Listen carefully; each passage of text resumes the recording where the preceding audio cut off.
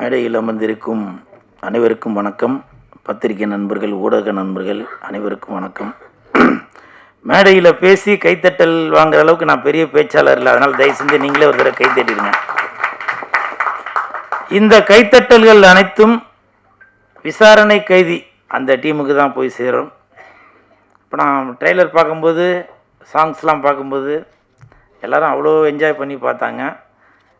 மகேந்திரன் எல்லாரையும் விட மகேந்திரன் வந்து ரொம்ப என்ஜாய் பண்ணி அந்த குத்து சாங்லாம் ரொம்ப என்ஜாய் பண்ணி பார்த்தாரு. ஸோ இன்னமும் வந்து அவர் நாட்டாமலேருந்து இன்னும் அந்த டீச்சரை தூக்கின்னு போனது யாருன்னு இன்னும் அவர் மறக்காமல் இருக்கிறாருன்னு நினைக்கிறேன். என்றும் இளமோடு இருக்கும் மாஸ்டர் மகேந்திரனுக்கு வாழ்த்துக்கள். ஹீரோ உன்னிகிருஷ்ணன் அவர்கள், அவர் வந்து டூயட் பண்ணது, ஆக்ஷன் பண்ணது, எனக்கு அதெல்லாம் விட அவரோட தாடி தான் ரொம்ப பிடிச்சிருந்தது. எல்லாருக்கும் தாடி நமக்கு இது வரைக்கும் வரும், இல்லை சில பேருக்கு ஆட்டு தாடி மாதிரி வரும். இவருக்கு பார்த்திங்கன்னா அந்த இதில் ட்ரெய்லர் பார்க்கும்போது தெரிஞ்சது, சாங்லாம் இப்படி கிராஸாக இருந்துச்சு. அப்போ வந்து அசோகன் சார் வச்சுருப்பார். அந்த மாதிரி ஒரு ஒரு நல்ல ஸ்டைலாக அந்த கிருதாவோடு சேர்ந்து அந்த தாடி எனக்கு ரொம்ப பிடிச்சிருந்தது சார். உங்களுக்கு என் மனமார்ந்த வாழ்த்துக்கள். ஏன்னா ஒரு ஒரு ஹீரோட்டையும் ஒரு ஒரு ஸ்டைல் இருக்கும். இப்போ ரஜினி சார்கிட்ட ஒரு ஸ்டைல் இருக்கும், ஆக்ஷன் கிங்கிட்ட ஒரு ஆக்ஷன் ஸ்டைல் இருக்கும். அந்த மாதிரி உங்கள்கிட்ட ஒரு அந்த தாடி வந்து நல்ல ஸ்டைலாக இருக்குது. உங்களுக்கு மனமார்ந்த வாழ்த்துக்கள்.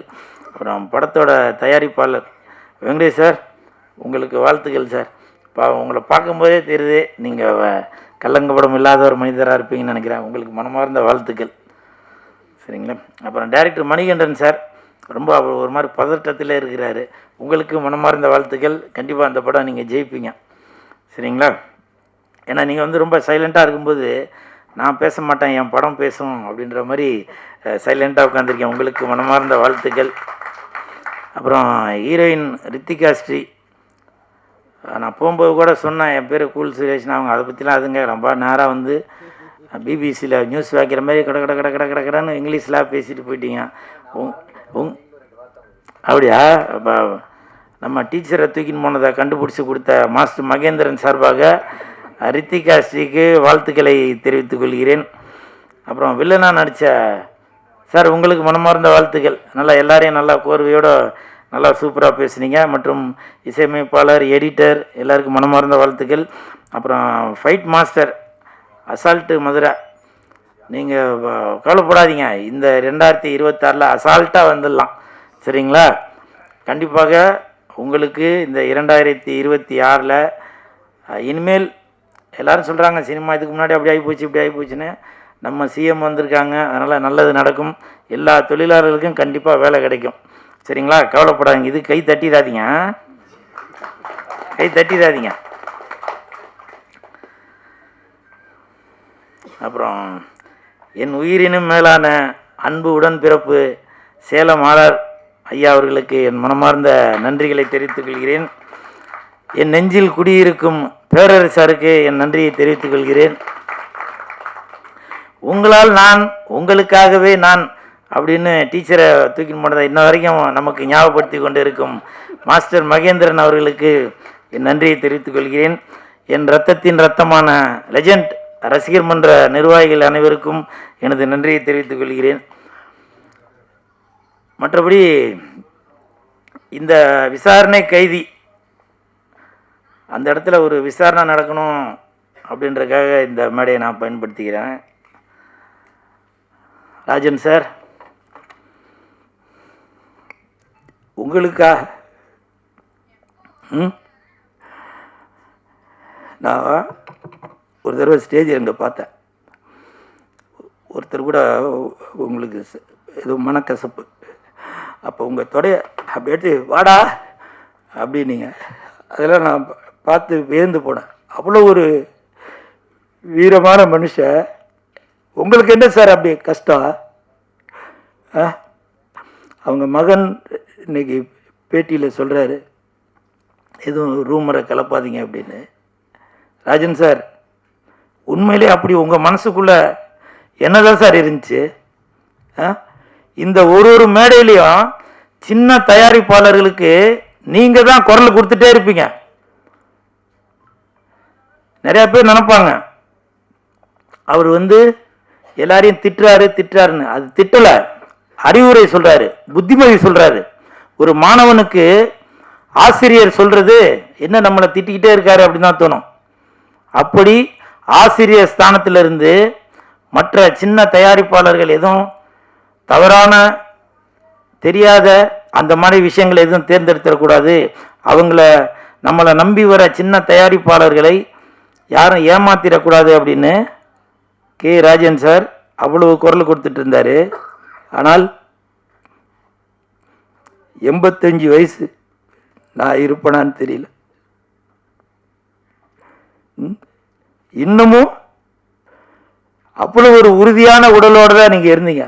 உண்மையிலேயே அந்த வெள்ளை சட்டை வெள்ளை பேண்ட் அது உங்களுடைய அடையாளம். உங்களுடைய அந்த வெள்ளை சட்டை வெள்ளை மனசை உங்களோட மனசை காட்டும்.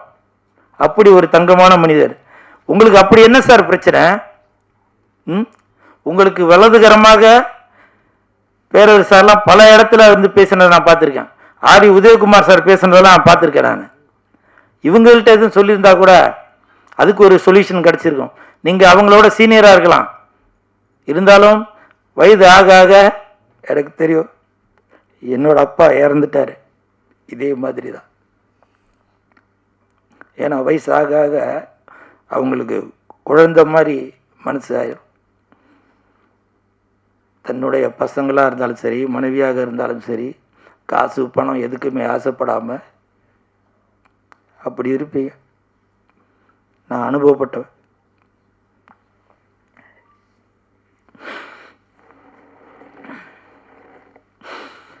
அதே மாதிரி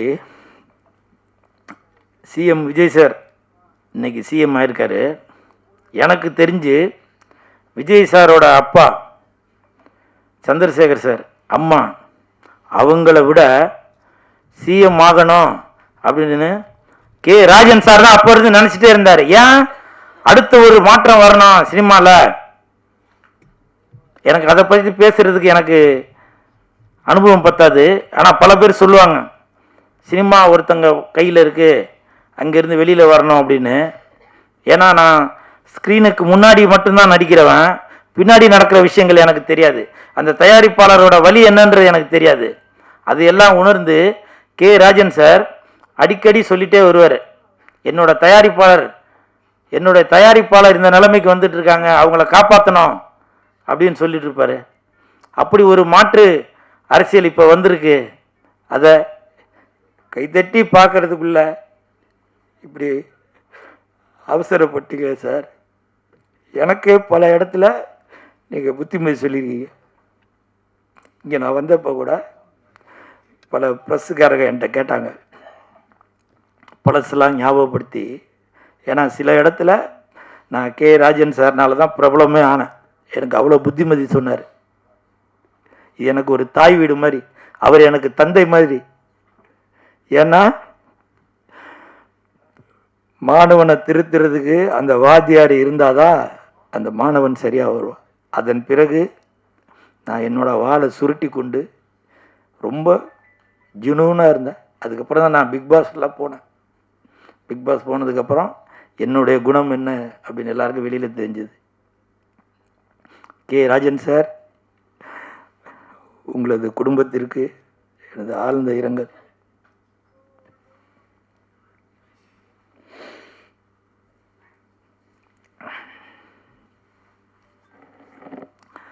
அதே மாதிரி இன்னொரு பிரச்சனை, நான் குடும்பத்தை நான் சொல்கிறேன். ஜெயம் ரவி சார், ரவி மோகன் சார், உங்களோட கதர்லாம் நான் பார்த்தேன். அந்த வீடியோவை எடுத்து நான் யாருக்கு அனுப்பணுமோ அந்த வீடியோவை அனுப்பிச்சேன். எல்லா குடும்பத்திலையும் பிரச்சனை இருக்க தான் சார் செய்யுது. யாருக்கு பிரச்சனை இல்லை? எவ்வளோ பெரிய ஆள் வேணால் எடுத்துக்கோங்க. சினிமா மட்டும் இல்லை, அரசியல், தொழிலதிபர் யாராக இருந்தாலும் சரி பிரச்சனை இருக்க தான் செய்யுது. நீங்கள் அது வெளியில் கொண்டு வந்து வேடிக்கை பார்க்குற நிலைமை தான் வந்திருக்கு. பல பேர் சப்போர்ட் பண்ணுவாங்க, பல பேர் எதிர்ப்பு தெரிவிப்பாங்க. இதே மாதிரி நடிகர் பிரசாந்த் அவர்கள், எனக்கு தெரிஞ்சு சூப்பர் ஸ்டார் ரஜினி சாருக்கு பிறகு அடுத்த இடத்தை பிடிக்க வேண்டியவர் தியாகராஜன் சாரோட சன் பிரசாந்த் சார் தான். அவர் பிடிச்சிருக்கணும். அவரும் இந்த மாதிரி ஒரு குடும்ப சூழ்நிலையில் மாட்டிக்கிட்டு அந்த இடமே வெற்றிடமாச்சு. அதனால் ஜெயம் ரவி சார், தயவு செய்து சொல்கிறேன், நானும் ஒரு குடும்பஸ்தன், அதனால் உங்களுடைய உடன்பிறவா சகோதரனா சொல்கிறேன், ஏற்ற இறக்கங்கள் இருக்க தான் செய்யும். அதை தயவு செய்து பெரியவங்க பேசி அதை முடிவு பண்ணுங்க. ஏன்னா இந்த நேரத்தில் வார்த்தைகளை கொட்டிட்டாக்க, ஏன்னா உங்களுக்கு 2 பசங்க இருக்காங்க, நான் அவங்க பசங்களுக்காக தான் வாழ்ந்துட்டுருக்கேன்னு 2 பேருமே மாறி மாறி சொல்லிட்டு இருக்கீங்க. அதனால் தயவு செய்து சொல்கிறேன், நீங்கள் என்னோட சின்னவரா பெரியவரா இல்லை உங்கள் வயது உடையவனா என்னன்ற எனக்கு தெரியல. ஏன்னா உங்கள் கம்பெனியில் நான் சாப்பாடு சாப்பிட்டவன், சம்பளம் வாங்கினவன், அந்த நன்றி உணவோடு சொல்கிறேன். தயவு செய்து ஜெயம் ரவி சாருக்கு தகுந்த, அதற்கு தகுதி உள்ளவர்கள் அவங்க 2 பேருக்குமே ஒரு கவுன்சிலிங் கொடுத்து இணைத்து வைக்க பாருங்க. ஏன்னா ஜெயம் ரவி சாரோட குடும்பம் எனக்கு நல்லா தெரியும். அப்படிப்பட்டவங்க இல்லை அவங்க. எல்லா குடும்பத்திலையும் பிரச்சனை இருக்க தான் செய்யும். ஆர்த்தி மேடம், நீங்கள் என்னோட சின்னவங்களா கூட இருப்பீங்க. உங்கள் பாதம் தொட்டு கேட்குறேன், உங்களுடைய குழந்தைகளோட நலன் கருதி தயவு செய்து நீங்கள் ஒரு சுமூகமான ஒரு முடிவு எடுத்து நீங்கள் ஒத்துமையாக வாழணும். ஜெயம் ரவி சார், நீங்கள் கோவத்தில் சொல்கிறீங்க நான் இனிமேல் நடிக்க போகிறதில்ல அப்படின்னு. எனக்கு சினிமா இண்டஸ்ட்ரியை சேர்ந்தவங்க சொன்னாங்க, சேட்டலைட்டு நல்லா வியாபாரம் ஆகுறது ஜெயம் ரவிக்கு தான் அப்படின்னு. அப்படிப்பட்ட ஒரு மனிதரை ஏன் தமிழ் சினிமா இழக்கணும்? உங்களுடைய குடும்ப சூழ்நிலைக்காக எதுக்கு பல தொழிலாளர்களோட வாழ்வாதாரம் பாதிக்கணும்? அதனால் ஜெயம் ரவி சார், ஆர்த்தி மேடம், தயவு செய்து நீங்கள் இல்லைனாக்கா வேற யாரோட ஒத்துழைப்பும் இல்லாமல் நீங்களே பேசி ஒரு முடிவு எடுங்க. ஏன்னா நான் குடும்பஸ்தன், எனக்கு தெரியும், எனக்கும் பல துன்பங்கள் இன்ன வரைக்கும் இருந்துட்டு தான் இருக்கு. எல்லாத்தையும் நான் சமாளித்து தான் போயிட்டு இருக்கேன். அதுதான் குடும்பம். ஸ்டேஜில் உள்ளவங்களுக்கு பல பேருக்கு தெரியாது. ஏன்னா வழி சொல்றதுக்கு ஊரே வரும், ஆனால் வழி சொல்றதுக்கு ஒருத்தர் கூட வரமாட்டாங்க. அப்படிப்பட்ட தட்டுங்க சார். இது எனக்கு மட்டும் இல்லை, ஜெயம் ரவிக்கு மட்டும், எல்லாருக்கும் தான் சொல்கிறேன். வழி சொல்றதுக்கு ஊரே வரும், ஆனால் வழி சொல்றதுக்கு ஒருத்தங்க கூட வரமாட்டாங்க. என்ன கூட பல பேர் சொல்லுவாங்க, எதுக்கு நீ தியேட்டரில் போய் கத்திட்டு இருக்கிற, எதுக்கு நீ அந்த நிகழ்ச்சிக்கு போகிற இந்த நிகழ்ச்சிக்கு போகிற அப்படின்னு. நீங்கள் டைரக்டர் தானே, நீங்கள் ப்ரொடியூசர் தானே, எனக்கு ஒரு வழி காட்டலாம்ல. அதுதான். அதனால் ஜெயம் ரவி சார், தயவு செய்து நீங்கள் இதை புரிஞ்சு 2 பேரும் சுமூகமாக ஒரு முடிவு எடுங்க. அப்புறம் இது விசாரணை கைதி அப்படின்றதால இந்த விசாரணையை சொல்கிறேன் நான். முதல்ல குழந்தைகளுக்கு, அதாவது இப்போ உள்ள குழந்தைகளுக்கு செல்ஃபோனை காமிச்சு அதில் உள்ள ரீல்ஸை காமிச்சு தான் சோறு ஊட்டிகிட்டு இருப்பாங்க. தெரியாதனமாக நம்ம சிஎம் விஜய் சார் ஒரு அறிக்கை ஒன்று கொடுத்துட்டாரு, இனிமேல் டாஸ்மார்க்கில் 10 ரூபா பணம் வாங்க மாட்டாங்க எக்ஸ்ட்ரா அப்படின்னு. அது சொன்னது தான் சொன்னார். ஆனால் இப்போது எல்லாரும் அதை வீடியோ எடுத்து போட்டுட்டு இருக்காங்க. வேணும்னு அந்த கடைக்கு போகிறது, அவங்கக்கிட்ட வம்பு பண்ணுறது, வம்பு பண்ணி அது ஒரு வீடியோவாக எடுக்கிறது. எதுக்கு நீ 20 ரூபா வாங்குற, 10 ரூபா திருப்பி கொடுத்தாக்க அந்த பாட்டில் திருப்பி கொடுத்தா 10 ரூபா திருப்பி கொடுத்துருவோம் இப்படின்னு சொல்லி வம்பு பண்ணிக்கிட்டு இருக்காங்க. அதாவதுங்க, எல்லாத்துக்குமே அரசாங்கம் உங்கள் பின்னாடியே வராதுங்க. நமக்கு தான் சுய ஒழுக்கம் வேணும். புரியுதுங்களா? உங்களுக்கு தெரியுதுல்ல, தண்ணி அடித்தாக்க அது உடல் நலத்துக்கு கேடுன்னு தெரியுது. வேணும்னு அந்த ஒயின் ஷாப்காரங்கிட்ட சண்டை வலிக்கணுன்றதுக்காகவே நீங்கள் போய் அங்கே போய் காசை கொடுத்து, இது 140 தான் போட்டிருக்கு, எதுக்கு நீ 160 வாங்குற அப்படின்னு நம்முடைய சிஎம் விஜய் சாருக்கு கெட்ட பேர் வாங்கிறதுக்காக சில தீய சக்திகள் அந்த மாதிரி வேலை பார்த்துட்டு இருக்கிறீங்க.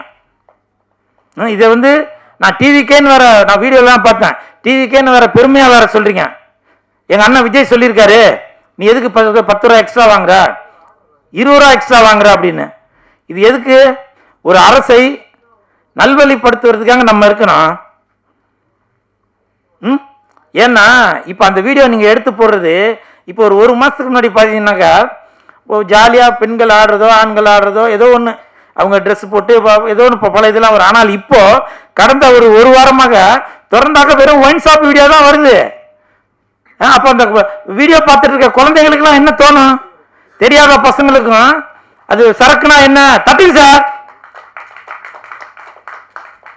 தெரியாத பசங்களுக்கும் அந்த விஷயம் தெரிய வரும், நம்மளும் அது என்னன்னு தெரிஞ்சுப்போம் அப்படின்னு. அதனால தயவு செய்து சுய ஒழுக்கம் நம்மள்கிட்ட தான் இருக்கணும். திட்டம் போட்டு திருடுற கூட்டம் திருடிக்கொண்டே இருக்கும். அது சட்டம் போட்டு தடுக்கிற கூட்டம் தடுத்து கொண்டே இருக்கும். திருடனாய் பார்த்து திருந்தாவிட்டால் திருட்டை ஒழிக்க முடியாது. அப்ப சொன்னீங்க எதுனா ஒன்று தப்பு நடந்துச்சுனாக்க இது வந்து திமுகவோட வேலை அப்படின்னு, செந்தில் பாலாஜியோட வேலை அப்படின்னு சொன்னீங்க. இப்போ நீங்கள் யாரை குறை சொல்லுவீங்க? அதனால தயவு செய்து அந்த தீய பழக்கத்தை விட்டுருங்க.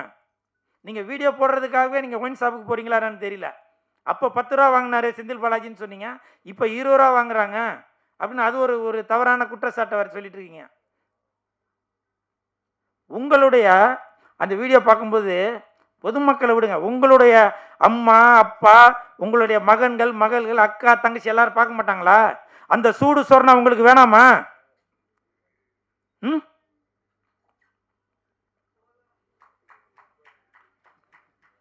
நல்லதே நடக்கும், கான்ஃபிடென்ட்டா இருங்க, வெற்றி நிச்சயம்.